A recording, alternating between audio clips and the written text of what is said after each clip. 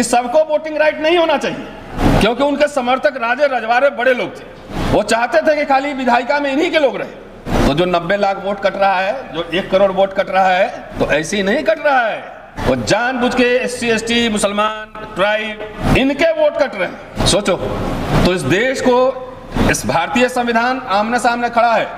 एक तरफ संविधान है, भारतीय गणराज्य है, संसदीय प्रजातंत्र है, दूसरी तरफ मनुस्मृति है और हिंदू राष्ट्र। ट्रंप बच्चों की तरह डांट रहा है, 70 बार कह चुका है कि सीज फायर हमने करवाया, 70 बार। भारत पहले मध्यस्थता करता था, आज ईरान इजराइल जो वॉर चल रहा है, भारत कहीं नहीं है। नरेंद्र मोदी हैं तो ऐसे कलाकार आदमी। संसद में पहले दिन आए थे तो संसद मत्था टेके थे, संसद ही बदल दिए। अडवाणी जी के सामने मत्था टेके थे, अडवाणी जी को मार्गदर्शन मंडल में भेज दिया। अचानक नोटबंदी हुई, ये सब याद दिलवा रहा हूँ क्योंकि समझ चाल चरित्र चेहरा समझने के लिए। 370 पे डिबेट हुआ, धारा 370 हटाया गया, CA NRC हुआ, सब कैसे कैसे डेवलपमेंट हो रहा है देख लीजिए। EWS आया, EWS सिर्फ सवर्ण जाति के लोगों के लिए आया। पहला जातिवादी आरक्षण भारत में EWS है, पहला। OBC का आरक्षण जाति के आधार पर नहीं है, सामाजिक शैक्षणिक पिछड़ेपन का आधार पर। शेड्यूल कास्ट का आरक्षण अस्पृश्यता के आधार पर, अनटचेबिलिटी के आधार पर।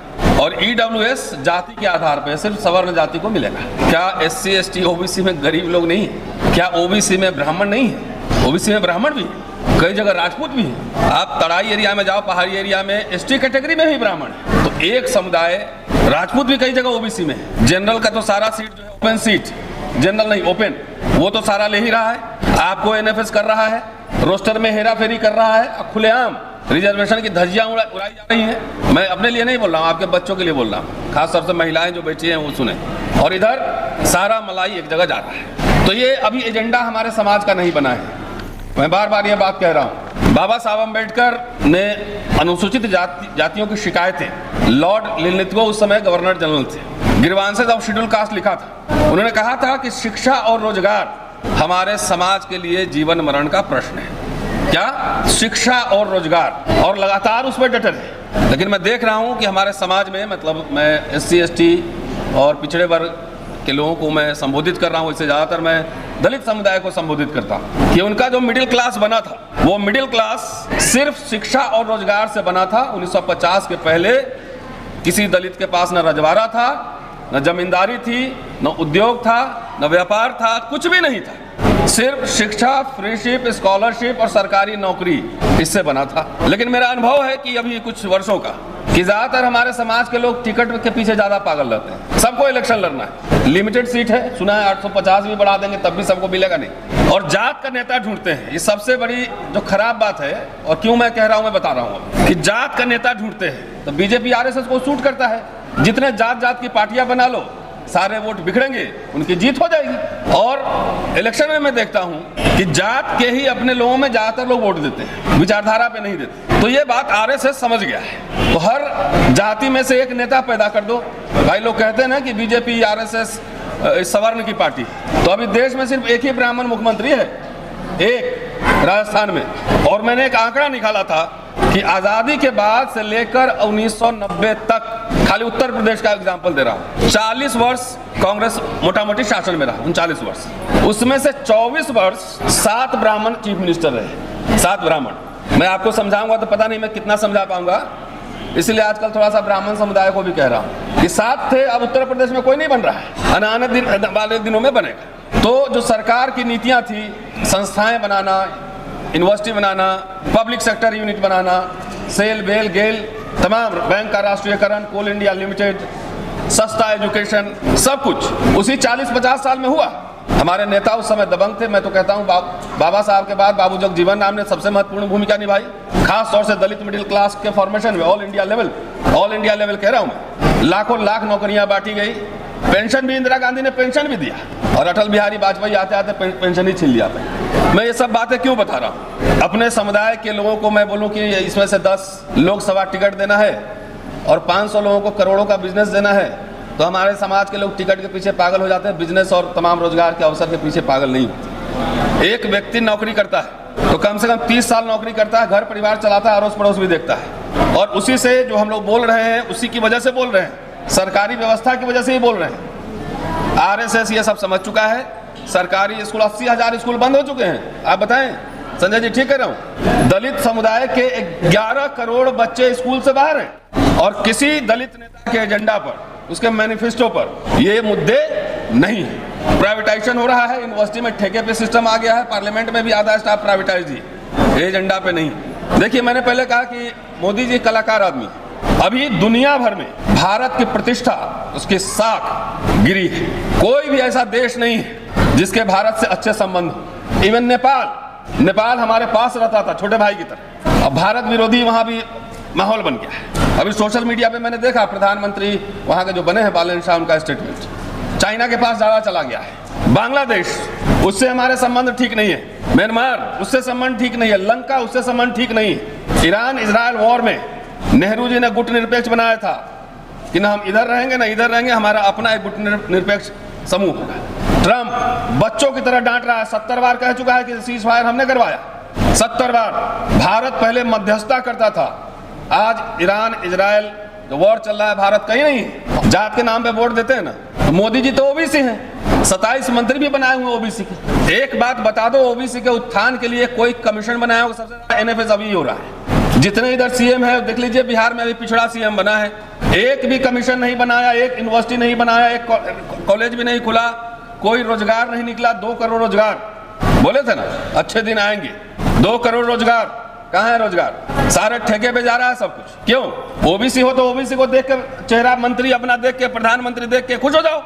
बार बार ये बात मैं कह रहा हूं कि ये लड़ाई विचारधारा की है और इनको, भारत के संविधान को, अब ये सब पूरा दुनिया भर में बेइज्जती हो रही है। तब ये 3 दिन का सत्र बुलाए हैं। एपिस्टीन फाइल चल रहा है, Epstein file. Iran Iraq war, America डांट रहा है कि रूस से तेल खरीदोगे कि नहीं खरीदोगे। महंगाई, रोजगार, गैस, पेट्रोल, शिक्षा, स्वास्थ्य, इस पे कोई चर्चा नहीं है। तो मैंने क्या कहा कि कलाकार आदमी है, ध्यान भटकाने का पूरा हिसाब किताब मोदी जी रखते हैं। इनको हड़बड़ी था इतना विमेन रिजर्वेशन बिल का, तो 24 में क्यों नहीं लागू कर दिया उतनी ही सीट पर? 24 में ही लागू कर देते कि भारत के संविधान को, संवैधानिक संस्थाओं को खतरा किससे है? बांग्लादेश से, नेपाल से, चाइना से, पाकिस्तान से, इंग्लैंड से या अमेरिका से। भारत के संविधान को आरएसएस से खतरा, आरएसएस बीजेपी से खतरा। सीधा बोलिए, आरएसएस से खतरा है। आपको हिंदू मुसलमान दिखा रहा है, बीफ का एक्सपोर्ट ज्यादा हिंदू कर रहा है। मुस्लिम देश से तेल लेने में शर्म नहीं है, उसी तेल पे बन रहा है पूरा सिस्टम गैस, लेकिन आपको यहाँ उलझा दे रहा है। जब संविधान सभा में संविधान सभा गया, महज 4 दिन बाद 30 नवंबर 1949 को आरएसएस ने अपने मुखपत्र और ऑर्गेनाइजर में इस संविधान के खिलाफ लेख लिखा, संपादकीय लेख। इस संविधान में भारतीयता कुछ भी नहीं, और विदेश में जो कानून बने उससे बनने से पहले हमारे अच्छा मनुस्मृति लागू था। और SIR जो अभी चल रहा है उसमें बता रहा हूं, उसी लेख में लिखा हुआ है, जिनको पढ़ना है मैं दे सकता हूं, कि बाबा साहब ने जिंदगी भर संघर्ष किया कि शिक्षा और संपत्ति का जो आधार है वोट देने का, क्या शिक्षा और संपत्ति, पहले ऐसे वोट नहीं दे सकते थे, इनकम टैक्स पेयर होना चाहिए, इतना एजुकेटेड होना चाहिए। शिक्षा और संपत्ति का जो आधार था वोट देने का, उसको खत्म किया जाए और वयस्क मताधिकार लागू किया जाए। संसद में बहस हुआ था, संविधान सभा में बहस हुई थी। एक सदस्य थे प्रोफेसर केटी साहब, उन्होंने कहा कि कुछ एजुकेशनल क्वालिफिकेशन होना चाहिए। इसे बहस बढ़ी है जाके, बोले कि कोई पढ़ा लिखा नहीं हो तब भी उस आदमी में इतना व्यवहारिक ज्ञान होता है कि अपनी समस्याओं को समझ सके, इसलिए कोई एजुकेशनल क्वालिफिकेशन नहीं होना चाहिए। आरएसएस ने उसी संपादकीय लेख में लिखा कि वयस्क मताधिकार से हम बहुत ज्यादा उम्मीद नहीं कर सकते। ये ऐसे नहीं है, इनके दर्शन को समझिए, गोलवलकर को समझिए। पहले उसी लेख में लिखा हुआ है कि हम उससे ज्यादा एक्सपेक्ट नहीं करते। इसका क्या मतलब है? कि सबको वोटिंग राइट नहीं होना चाहिए, क्योंकि उनके समर्थक राजे रजवाड़े बड़े लोग थे। वो चाहते थे कि खाली विधायिका में इन्हीं के लोग रहे। तो जो 90 लाख वोट कट रहा है, जो 1 करोड़ वोट कट रहा है, तो ऐसे ही नहीं कट रहा है। वो जानबूझ के SC ST, मुसलमान, ट्राइब, इनके वोट कट रहे हैं। सोचो, तो इस देश को, इस भारतीय संविधान आमने सामने खड़ा है। एक तरफ संविधान है, भारतीय गणराज्य है, संसदीय प्रजातंत्र है, दूसरी तरफ मनुस्मृति है और हिंदू राष्ट्र। अब हिंदू राष्ट्र बोलेंगे तो आपको भी लगेगा कि हम एकदम गुदगुदी है, सारे मुसलमान को विदेश भेज देंगे, हम लोग हिंदू राज करेंगे। ऐसा कुछ नहीं है। हिंदू राष्ट्र का मतलब है वर्ण व्यवस्था पर, जाति व्यवस्था पर आधारित राष्ट्र। इसलिए स्किल इंडिया चलाए हैं कि जो चप्पल सी रहा है उसको अच्छा से स्किल सीखो, जो सब्जी उगा रहा है वो सब्जी उगाओ। इंजीनियर, डॉक्टर, IAS प्रोफेसर नहीं बनो। नाम दिया है skill India. Galgotia university China का माल खरीद के अपना बता देता है। तो यह वर्ण व्यवस्था वाला राष्ट्र होगा जिसमें मनुस्मृति के हिसाब से महिलाओं को पढ़ने लिखने का अधिकार नहीं है। तो घर में रहे पति पीटे भी तो समझो कि स्वर्ग मुक्ति मिलेगा। अछूतों को टूटे बर्तन में खाना है और लोहा उनका गहना होगा, संपत्ति रखने का अधिकार नहीं होगा। और दूसरी बात, जो लोग समझ रहे हैं कि सारे लोग राजपुरोहित होंगे, उनका भी कंफ्यूजन दूर कर देता हूं। सुलभ इंटरनेशनल में काम आपको करना पड़ेगा, मजदूरी भी करना पड़ेगा, रिक्शा भी चलाना पड़ेगा। सब राजपुरोहित नहीं बनोगे, सब शंकराचार्य नहीं बनोगे। अडानी के घर पे चाकरी करनी होगी। मैं दिल्ली में दावे के साथ कह रहा हूं, दावे के साथ, आप जितना सिक्योरिटी गार्ड्स हैं जितने, उसका सर्वे करा लीजिए, सर्वे करा लीजिए। सुलभ इंटरनेशनल में जितने स्टाफ है उनका सर्वे करा लीजिए, आपको पता लग जाएगा। मैं तो कई बार एयरपोर्ट पे पूछता हूं किस कम्युनिटी को होता, मुझे लगता है सारे वहां वाल्मीकि समुदाय के नहीं रहते, सब तरह के लोग हैं वहां। यादव भी पटेल मिले, पटेल भी मिले, यादव भी मिले, पंडित जी भी मिले। तो सबसे पहले तो आपको शपथ लेना पड़ेगा। ये एक घटना नहीं है, ये संकेत है। आपको कैसे बरगलाएगा, उलझाएगा, इधर से उधर करेगा। आप एक एजेंडा फिक्स करो, 5 किलो अनाज दे दिया, खाओ मस्त रहो, यही चाहता है।